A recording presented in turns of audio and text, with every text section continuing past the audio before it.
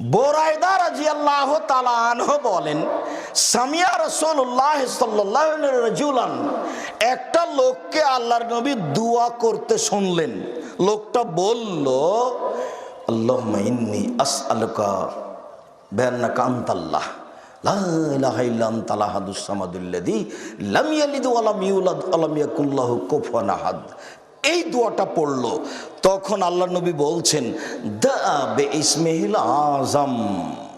লোকটা ইসমে আজম দিয়ে দোয়া করেছে, লোকটা ইসমে আজম দিয়ে দোয়া করেছে। এই যা সয়লাবেহি আতা, এই দিয়ে দোয়া করলে দিয়ে দেওয়া হয়, এই দিয়ে দোয়া করলে দিয়ে দেওয়া হয়, এই দিয়ে দোয়া করলে দিয়ে দেওয়া হয়। ওয়াইজা, এই দিয়ে প্রার্থনা করলে আজাবা, কবুল করে নেন। এই দিয়ে প্রার্থনা করলে কবুল করে নেন, এই দিয়ে প্রার্থনা করলে কবুল করা হয়।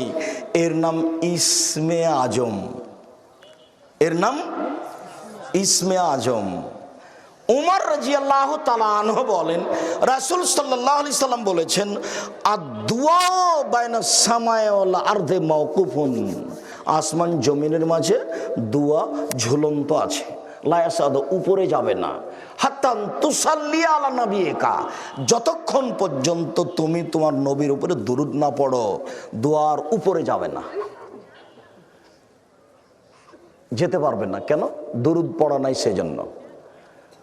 তাহলে আগে পড়তে হবে ইসমে আজম, তারপরে দোয়া, দুরূদ, তারপরে দোয়া।